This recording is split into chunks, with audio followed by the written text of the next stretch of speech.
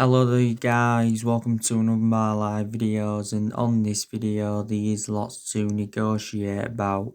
So, do you think Ole Gunnar Solskjaer is finished at Manchester United if Manchester United fail to make the top four? Now, the game this Friday against Tottenham could be crucial.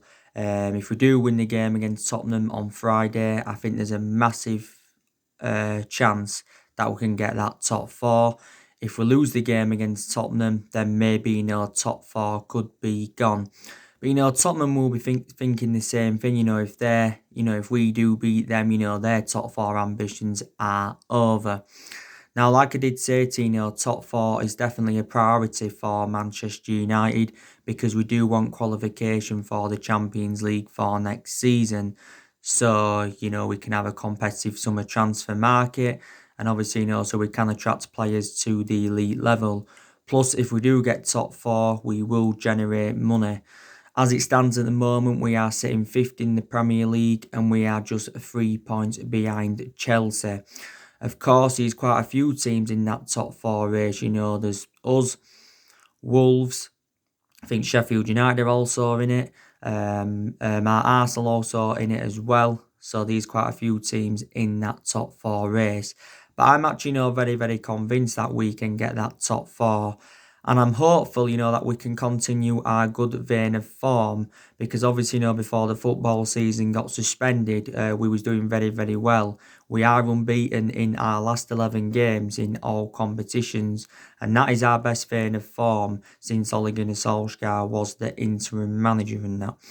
We've also, got other priorities as well. Like I mentioned to you recently, the FA Cup is a priority for us. Also, too, the Europa League is a priority for us because that's a chance of us getting some silverware on the board under Solskjaer. Of course, we're into the quarterfinals of the FA Cup. We do play Norwich. In reality, we should be we should progress to the semi-finals. And like I said, we are beating Lask 5-0 from the first leg in the Europa League. So if we could win the FA Cup and the Europa League, it would be a fantastic achievement in Ole Gunnar Solskjaer's first full season at the club. Or even if we won at least one of them, it would be a memorable first full season for Ole Gunnar Solskjaer at Manchester United.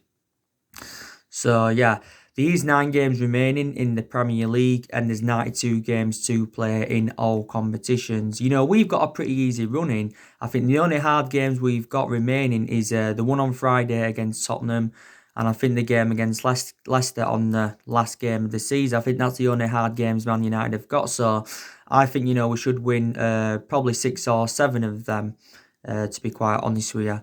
So I'm very, very convinced that we can get that top four. I really, really am.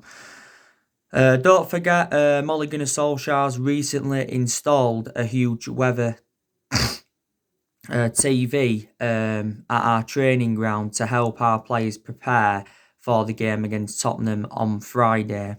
Now, of course, Ole Gunnar Solskjaer is looking to beat Jose Mourinho for the second time as a manager. Solskjaer's already overcome Jose Mourinho once this season because we've beaten Tottenham by 2-1 at Old Trafford earlier on this season. And Solskjaer is looking to beat Tottenham for the third time as a manager because since he got recommended into Man United, we have beaten Tottenham twice under Solskjaer and that. But we do know it is, going to be a very, very difficult game. Don't forget, Jose Mourinho was recently talking about Ole Gunnar Solskjaer because he has told people that Ole Gunnar Solskjaer is out of his depth at Manchester United.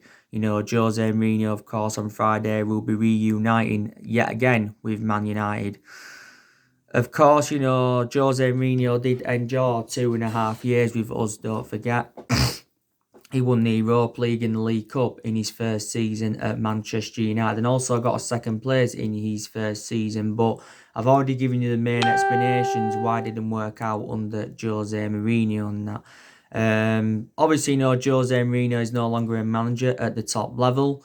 He has got a good pedigree behind him, reflects on the amount of silverware he has won and that.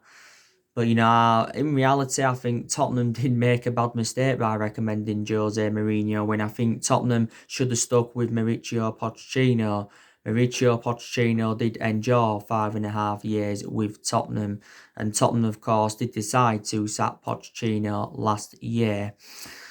Now, of course, the good news is that, Dele Alli will not be playing for Tottenham on Friday, like I've already updated you on, because he had been given a one-game suspension from the FA for them coronavirus offensive social media posts.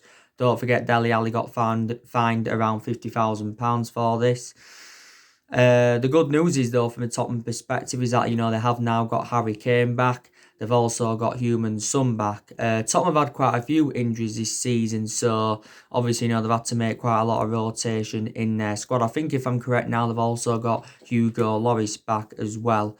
Tottenham do want to try and get in that top four, or try and get a Europa League place, because Tottenham cannot win anything in terms of silverware this season because they're no longer in the Champions League. They got knocked out by Leipzig. They're no longer in the FA Cup. They got knocked out by Norwich. Did Tottenham in that. So, yeah, and Tottenham have endured a very, very difficult season. Tottenham have made some signings, since they recommended Jose Mourinho win. Of course, they got Jedson Fernandez in. They also got Steven Bergwijn in. Didn't they get Giovanni Lo Celso permanently as well? There's quite a few players that are Mauricio Pochettino's who he brought in when he was at Tottenham. Obviously, Tanguy Ndombele. I think he's one of Tottenham's most expensive signings, or is their most expensive signing. Also, too, we've got Sergio Aurier in. Davinson Sanchez they got in quite a few years ago. Ryan Sessegnon as well, he's another one. Don't forget, Tottenham let a few of their players go in January. They let Danny Rose go, and they also let Christian Eriksen go as well. But I think, Tottenham Man United is definitely the game of the season. Don't forget, we were supposed to be playing Tottenham on the 15th of March, but due to the lockdown, the game could not go ahead. Ole Gunnar Solskjaer, of course, was spoken about, what needed to be changed at Manchester United when he replaced Jose Mourinho back in December 2018. And to be fair, Solskjaer, has changed quite a few things. And I've also seen improvements under him as well. I think, definitely, players have improved under Ole Gunnar Solskjaer, especially the top players, they've really, really improved under him. We've definitely improved in the transfer market under Solskjaer as well. What I mean is Solskjaer's recommended the players that he wanted to recommend in. We've been a bit more sensible with our recruitment and that. So far Solskjaer's enjoyed 3 transfer windows at the football club and spent just over £200 million. And obviously, he's recommended 5 players in. Last summer, he recommended Daniel James, Wan-Bissaka and Harry Maguire in. And in January, he recommended Bruno Fernandes and Odin Ighalo in. Obviously, we got Ighalo on loan. So far, Solskjaer's made 4 permanent signings at the football club. Also too, Solskjaer has got rid of a lot of the deadwood since he got recommended in to Manchester United. I think we have seen a total of 19 players leave the football club since Ole Gunnar Solskjaer got recommended in. I've also got to make an admission, Solskjaer has promoted the youth very, very well, because the young players have been given their opportunities throughout the course of this season. I think the likes of Mason Greenwood's done well, also too Brandon Williams has done well, and they are the foreseeable futures for Manchester United. But there's some young players that have found game time, difficult. The likes of Angel Gomez, Chong, Garner, they've all found game time very, very difficult. But I think, some of the youngsters should get more opportunities, when the season does resume. Like I said, we've taken 17 points against the Big Six sides this season. Well, that's really, really good, 17 points against the Big Six sides. Obviously, Solskjaer became the first manager in history to beat Pep Guardiola 3 times in one season, because we have beat City 3 times out of the 4 times we've played them this season. Also, too, we do remain unbeaten against Chelsea since Ole Gunnar Solskjaer got recommended in. Solskjaer's overcome Frank Lampard 3 times. We drew with Liverpool earlier on in the season, so we've done very, very well against the Big Six sides. This is one thing I do disagree with, and that is benching Paul Pogba for the game against Tottenham on Friday. Solskjaer's confirmed he will not be in our starting 11. probably, he will come on as a substitute, will Paul Pogba. So probably on Friday, our midfield trio will be Bruno Fernandes, McTominay and Fred. Obviously know about Paul Pogba in that starting lineup. Obviously, Paul Pogba is now fit because Paul Pogba has been doing very, very well in training. Paul Pogba, the last game he played was our 4-1 win against Newcastle on Boxing Day, and the last time he started from the start was back in September. I haven't really had a perception on Pogba this season because he's hardly played. He has only played 8 times this season for the football club. So Paul Pogba should start in the game either against Norwich in the Cup or Sheffield United. Of course, it confirmed last week that Ole Gunnar Solsjaker had changed Paul Pogba and Bruno Fernandes' positions. Reportedly, Paul Pogba is going to be our number 10. Paul Pogba has been deployed as a number 10 several times during his Manchester United career. So that means Paul Pogba will be just behind the central striker and just in front of Bruno Fernandes. This is when they do play together in our midfield. Of course, Bruno Fernandes and Paul Pogba have played together because obviously, we recently played West Brom in 2 friendlies, lost 2-1 but then won 3-1, and they played together for the very, very first time. Bruno Fernandes, of course, will be in the number 8, but some United fans have got different perceptions on this. Some United fans had put Fernandes in number 10 because that's where Bruno Fernandes is more effective and that's obviously his predominant position. And they'd put either Paul Pogba in the number 6 or the number 8. Probably put Pogba in the number 8 and probably, put McTominay in the number 6 and that. But, Solskjaer has already made his decision. But like I said, Bruno Fernandes is key to Paul Pogba's future. If the partnership can work out, I think Paul Pogba will commit his long-term future in Man United and he'll end up signing a new long-term contract. As it stands at the moment, Pogba's got a year left on his Manchester United contract, but the club do have an option to extend it for a further year. We'll probably trigger that 1-year extension on Paul Pogba's contract. Don't forget Adnan Januzaj, former Manchester United player and Paul Pogba's close friend. He said that Pogba will stay at Man United beyond this season. And like I said though, Paul Pogba is our most expensive signing. We did pay £89 million for him from Juventus, and not only the most expensive signing, he's one of the highest paid players at the football club. He's on just under £300,000 a week. But more or less now, Paul Pogba's future has been resolved, and hopefully, Paul Pogba, can finish the season on a high. Hopefully he can and that. But, like I said, he's had such a long running transfer saga. Like I said, Real Madrid have been in for him. There's been talks about Pogba going back to Juventus. Of course, Paul Pogba did enjoy 4 good years with Juventus. There were stories a couple of weeks ago from League 10 Sports saying that he was open to going to PSG. Barcelona have also been in for him in the past as well. Like I said, Mini Raiola, he's been talking with Juventus and Real Madrid. We've been very, very critical of Mini Raiola since the turn of the year, reflecting on some of the comments he has said. And I think Ed Woodward had some negotiations with Mini Raiola at the turn of the year as well. But Paul Pogba, don't forget, last summer wanted to leave Manchester United because he did say that he wanted to make a move to Real Madrid, But yeah, so we know the ongoing situation now with Paul Pogba. He's going to be benched for the game on Friday. The good news is though, Marcus Rashford will be back in action. Marcus Rashford is now back from his back injury, and like I did say, Marcus Rashford's been a big miss for us because overall Marcus Rashford's one of our best players, and he was one of our best players earlier on in the season before he sustained that back injury and that.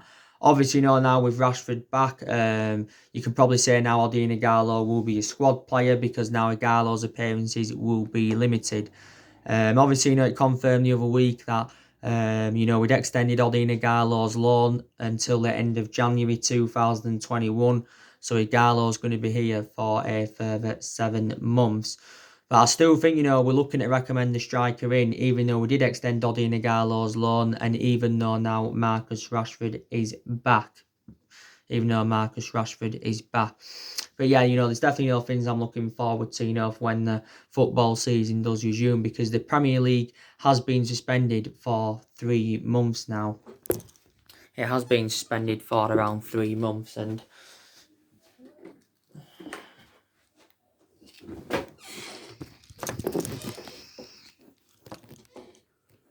it has been suspended for 3 months. But like I said, it's going to be interesting to see how Ole Gunnar Solsjaker approaches the game against Tottenham on Friday. I've got an idea of what 11 Solskjaer is going to go with on Friday against Tottenham. Because I think he knows his best 11, even without Paul Pogba in the team, of course. I think he'll go with one of these formations. I think he'll either go with the 3-4-1-2. That's one formation he could go with on Friday. He could go with, the 5-3-2. I think Solskjaer went with the 5-3-2 against Chelsea and Manchester City. Or he could go with a 4-2-3-1 like he has done on a regular basis throughout the course of this season. So basically, Solskjaer's looking to tactically nullify Jose Mourinho and Tottenham. But, Tottenham and Jose Mourinho will be looking to do the same thing and all of that. Like I said, there's decisions that Manchester United have got to make ahead of next season, definitely. Maybe there's decisions we've got to make for the remainder of this season. That, like I said, we're facing a bit of a dilemma at left back. Obviously, at left back we've got Luke Shaw and Brandon Williams. I definitely think for the remainder of this season, Luke Shaw will remain our first choice left back, because Luke Shaw's more experienced than Brandon Williams. Luke Shaw missed the first part of the season anyway due to injury. That's my only element of concern about Luke Shaw. He's injury prone, but prior to that, very, very good left back. Maybe Brandon Williams could be our first choice left back going on into next season, but Brandon Williams has enjoyed a very, very good season. Like I said, I think Lindelof will play alongside Maguire for the remainder of the season. That will be our first choice centre-halves. But now Lindelof is facing competition, because obviously we've got Eric Bailly that's now back. Also, too, we've got Tuan Zebe that's now back. We have got a lot of centre-halves in the team, and, we're still looking to get a centre-half in as well. So let's just put that into the equation. We do know that David De Gea is going to remain our number 1 goalkeeper for the remainder of this season. Maybe next season, Dean Henderson could become our number 1 goalkeeper. Because don't forget, Ole Gunnar Solskjaer did recently say that Dean Henderson will be England's number 1 goalkeeper and Manchester United's number 1 goalkeeper, in the future. So that could, be next season. David De Gea has been our number 1 goalkeeper for several years and that. But Dean Henderson, has done very, very well on his loan spell at Sheffield United. This has been his second season on loan with Sheffield United. Chris Wilde has been talking recently, and he did say that Dean Henderson is close to extending his loan with Sheffield United. I heard that there was talks as well saying that he could go out on loan at Sheffield United for the 3rd season. I think he'll come back to Manchester United for next season. He's been Sheffield United's player of the season. He's had quite a few loan spells as Dean Henderson. He had one at Grimsby, Shrewsbury and Stockport. Did you know Dean Henderson and that? But yeah, so he's going to remain our number 1 goalkeeper for the remainder of the season is David De Gea. We know that Wan-Bissaka is going to remain our first choice right back. Obviously, Diego Dalot's the backup right back. He should get some opportunities now. He's back from injury. He's had a few injuries this season as Diego Dalot. Don't forget we've got to make a decision on Angel Gomez's future. I think we've got a couple of weeks now to make a decision on his future, because Angel Gomez's current contract does expire at the end of this month. He did recently report from The Athletic saying that Man United have offered Angel Gomez a new contract worth around £25,000 a week. Yeah. It did say that we're close to getting him a new contract, but no agreement has yet been reached, because we do want Angel Gomez to stay at the football club. We put forward a few contract offers for him, but these have obviously not been turned down. Angel Gomez, I think, has got strong reservations about getting into the first team, and this is why it's been a long process of, trying to get him, to sign a new contract and all of that. So there you go. But yeah, like I said, looking forward, to the football season, resuming. But revert back to what I said at the beginning of the video. Do you think Ole Gunnar Solskjaer will be finished if we fail to get the top four? I don't think it will be. I think, we should give Ole Gunnar Solskjaer at least one more season. And we should give him at least a couple of more transfer windows to see who else he can recommend in, because it is a transition period. And like Solskjaer revealed at the beginning of the year, he's hopeful that we can get through this transition period. But it has been a transition period for a while anyway, and all of that. But yeah, he does deserve at least another season at Manchester United. Don't forget Solskjaer was close to getting sacked earlier on in the season. Because obviously, earlier on in the season, we'd enjoyed our worst start to a Premier League season for 30 years. And at that point, when he was close to getting sacked, there was talks of Massimiliano Allegri coming in. There was also talks of Mauricio Pochettino coming in as well. Pochettino was linked with a managerial role at Man United before Solskjaer got the job permanently in March of last year and that. But Ed Woodward has said quite a few times throughout the course of this season that he's willing to back Solskjaer, and he has assured that Ole Gunnar Solskjaer's job is safe. I've already confirmed with you, what saved Ole Gunnar Solskjaer's job at Manchester United. I think definitely the signing of Bruno Fernandes saved his job at Man United. And I also think with the wins against the likes of City and Tottenham, they also saved his job at Man United as well. Let's put into the equation he's a club legend as well, because he was a great player for us for 11 years. And probably disregarding him being a club legend, maybe Solskjaer, would have been sacked by now, and and he wouldn't have been given this long. At the moment, Solskjaer's been at the football club for around 18 months, so he has been here a year and a half. And I think he's been permanent Manchester United manager for around 15 months. The main explanation why we give Solskjaer the job permanently is because he did well in that 3-month period when he was the interim manager. Don't forget, he won his first 8 games. Didn't we win like 9 away games on the trot, if I'm right? And he, won 14 out of 19 games in total in all competitions. So that was enough to give him the job permanently. He signed, obviously, a 3-year contract. I think he's got around, is it 2 years or just under 2 years now on his contract to Solskjaer. Solskjaer's on around 7.5 million a year at the club. But that's a massive increase to the wages that he was on at Mulder, because at Mulder, he was only on like £400,000 a year. But Solskjaer is on less than half than what Mourinho was on, because Mourinho was on like 15 million a year at Manchester United and that. But yeah, I think he'll be given another season, Solskjaer. Even if we weren't to get the top four, I still think, we'll give him another season and that. And obviously, he knows next season, Solskjaer, that he'll have many expectations to exceed. Well, bigger expectations to exceed. Because I think our expectations going on into next season will be to challenge for the title. There again, it depends on how we do in the summer transfer market. I don't think a date's yet been confirmed for the summer transfer window. But I think, we can enjoy the perfect summer transfer window. Because like I did say to you, I think the vast majority of our top 6 rivals won't be in the transfer market. Maybe Tottenham aren't going to be in it because Daniel Levy doesn't like to spend money. Arsenal may not be in it. Liverpool, they may not be in it. Man City, they may not be in it as well. So we need to take advantage of this. We really, really do. And I'll make an admission regarding Chelsea, because Chelsea have done really, really good business so far. They obviously got Hakim Ziyech in February from Ajax for around £38 million. Also, too, they've got Werner on the board from RB Leipzig.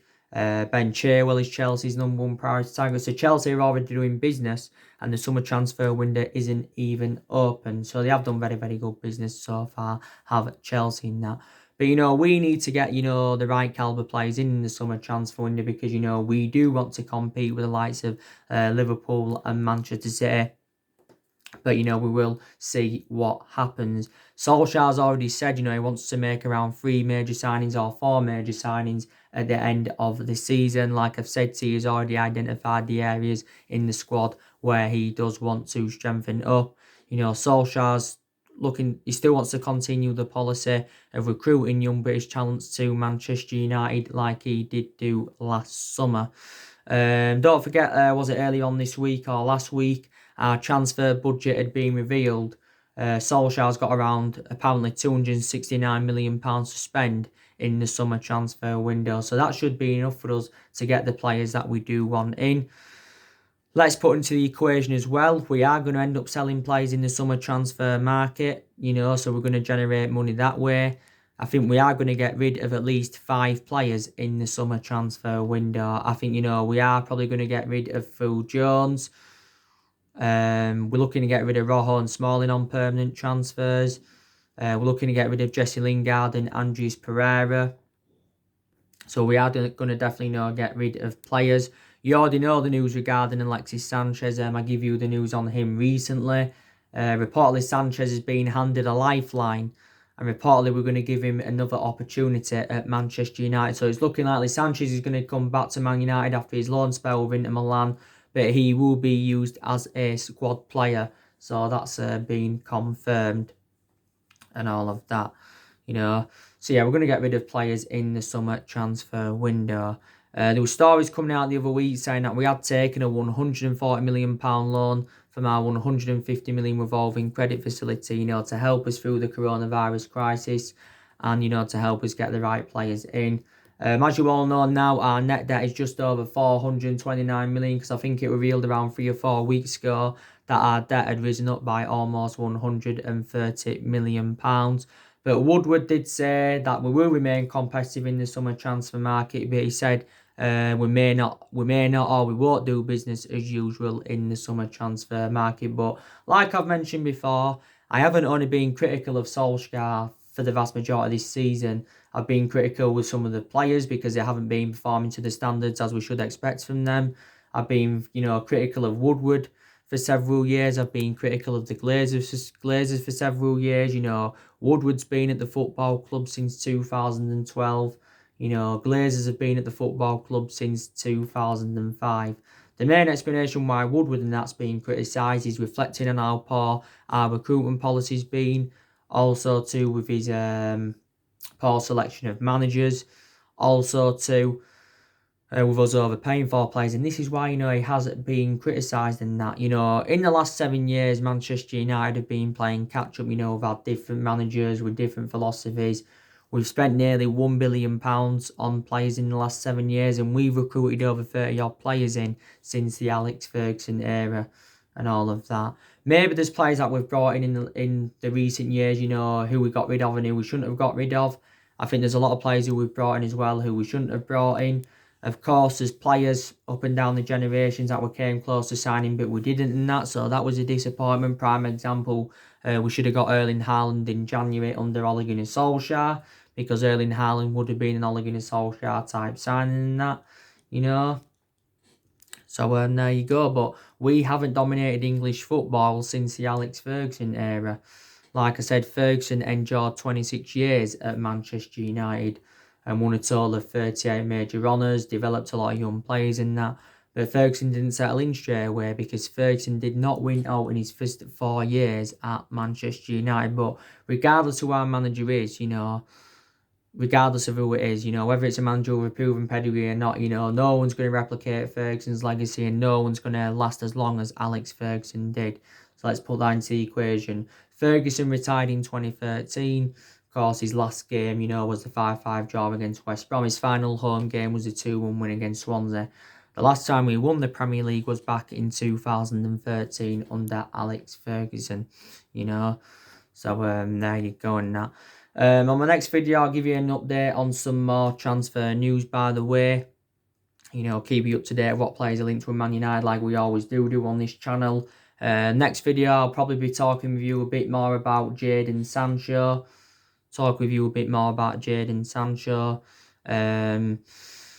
There'll be some other things to talk about as well. Maybe I may mention Leon Bailey from Bayer Leverkusen. He's been recently spoken about in the media. Yesterday, I give you the news on, obviously, Kai Havertz and Leverkusen. I give you the news as well on Wilfred Ndidi from Leicester because reportedly now we are in for him. So there is so many players on our agenda and that. But, we've got to make sure that we get the right players in. But United fans have got different perceptions on Solskjaer. Some United fans think he's a foreseeable future for us and he can get us back to where we want to be. And some United fans, think, you know, we need a manager in, you know, at the top level, such as a Pep Guardiola or a Jurgen Klopp or something like that, you know. But, you know, we shall see. You know, definitely, you know, give him another season and that. So anyway, guys, that's everything to update you today. Drop your comments, likes below on the channel. If you do, consider subscribe as always. And take care. God bless. And I'll see you all again very, very soon.